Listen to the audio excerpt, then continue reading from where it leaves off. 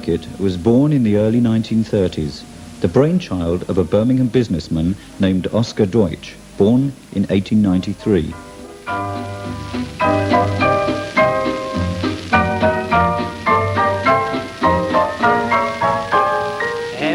Familiar Odeon style of lettering first appeared on his cinema at Perry Barr, a suburb of Birmingham, which opened in 1930.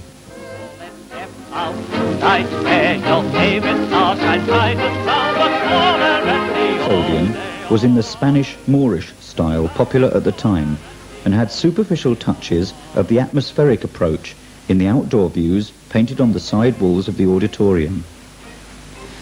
But this Odeon was a one-off and did not become part of the Odeon circuit until well after the circuit started. We can hold hands in the darkness and pretend God both you and God gave A Birmingham accountant and councillor, W.G. Elcock, partnered Oscar Deutsch in establishing local companies to build Odeons, as did Stanley Benny Bates, a former businessman in the oil world. Often, local partners were involved, as in the first Odeon to open as part of the new circuit, the Odeon at Weymouth.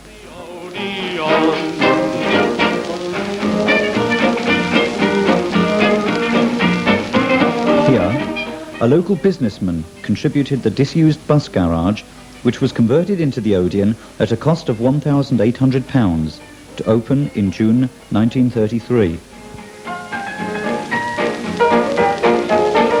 As at Perry Barr, there was a nod towards the atmospheric style.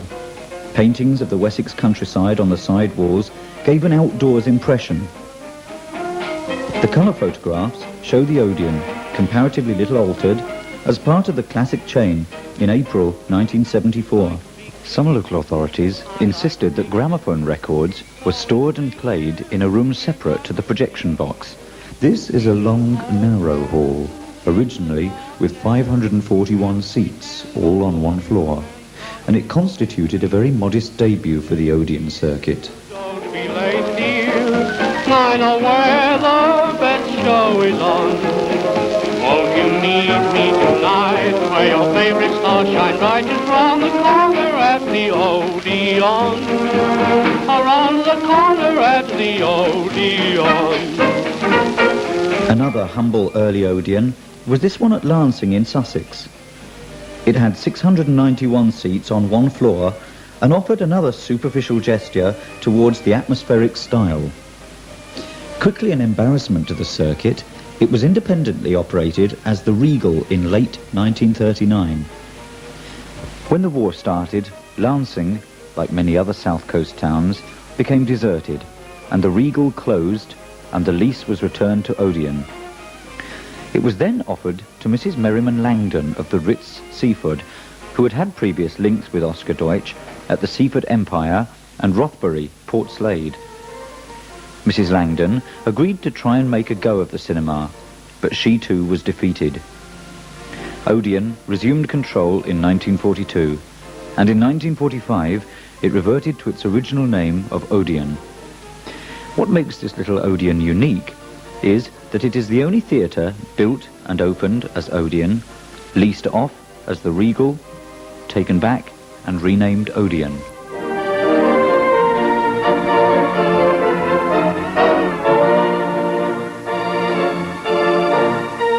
The Odeon at Kingston-on-Thames, on a narrow site backing onto the river, was the second Odeon to open in 1933, a month after Weymouth.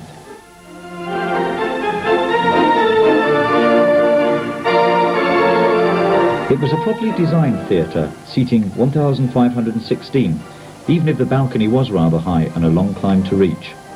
The architects were James E. Adamson and Marshall and Tweedy. These 1984 views show it little altered in its present role as a top-ranked bingo club.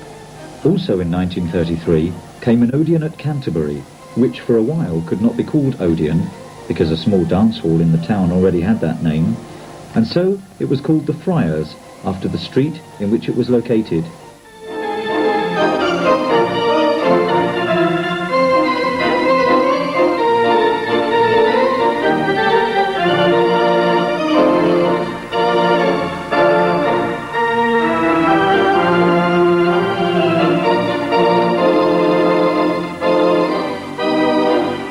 was designed by local architects Alfred and Vincent Burr in a rather heavy-handed manner. The pillars and the shells on the side walls indicate the work of an elderly architect working in a supposedly modern auditorium, and the two just do not mix. The colour views from 1974 and 1981, when it closed, show how little the auditorium had altered over the years.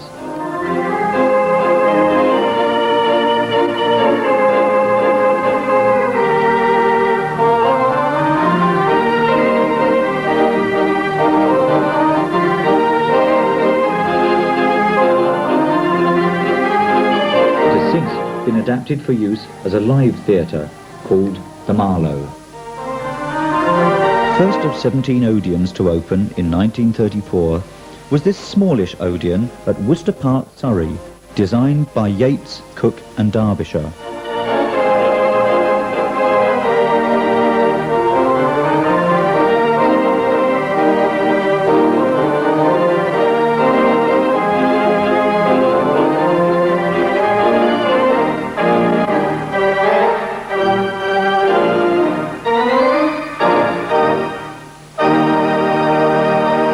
It was an early casualty of declining attendances and closed in 1956 to be eventually converted into a supermarket. Oscar Deutsch was the subject of much ridicule for opening another Odeon, also designed by Yates, Cook and Derbyshire. It was built amidst open space at Tolworth in Surrey in anticipation of housing developments that would bring in sufficient numbers of people to make it pay. It was, in any case, edged out by other bigger cinemas in the area and closed in 1959 to be demolished for an office block. A jibe of the time said, "I was out in the country the other day, and what do you think I saw? An Odeon." At KEMP Town, Brighton, an Odeon was created out of an existing structure with the addition of a new front. This undistinguished building, seating 958 people, was the first work for Odeon by the architect Andrew Mather. The way you wear your hat. It closed in 1960 and is seen in the colour shots in 1981 as a bingo hall. The memory of all that. No, no, they can't take that away from me. The way your smile just beams, the way you sing off-key, the way you haunt my dreams. No, no, they can't take that away from me. We may never... Stone-faced Wallington Odeon in suburban Surrey was another smallish early Odeon designed by Yates, Cook and Derbyshire, with 925 seats on one floor. It was an early victim of declining attendances, closing in 1957 and being subsequently converted into a supermarket. The way we danced till 3, the way you changed... The development of this distinctive circuit style for the exteriors of Odeon came in a series of buildings designed for the circuit by architect A.P. Starkey. From me, no, they can't take that away. These were mostly in suburban locations and in the Harrow area. They had low, wide frontages, usually incorporating shops and flats, and with a deep central recess. The fronts of these Odeons were clad in the yellowish tiles that were to be a quintessential part of the Odeon image. They had horizontal bands in green and red to relieve any sense of monotony, while neon tubing was placed to outline the basic shapes of these Odeons by night.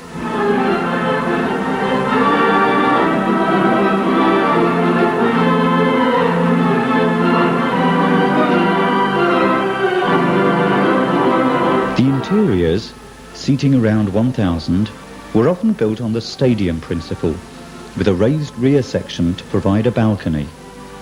At WEALDSTONE, there was the rare addition of a Compton organ. Generally, organs were considered an unnecessary expense at ODEONS, except at seaside resorts, or to compete with organs at rival theatres, or at the insistence of a local partner.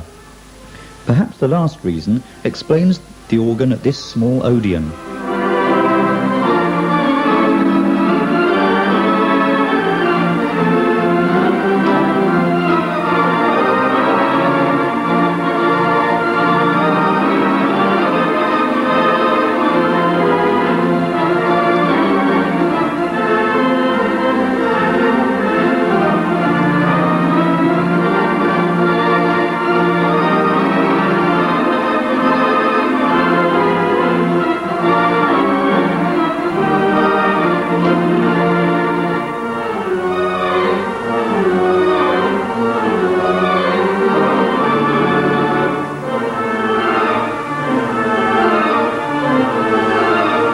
Screen tabs, or curtains, at ODEONS were often decorated with striking, abstract or fantastic designs.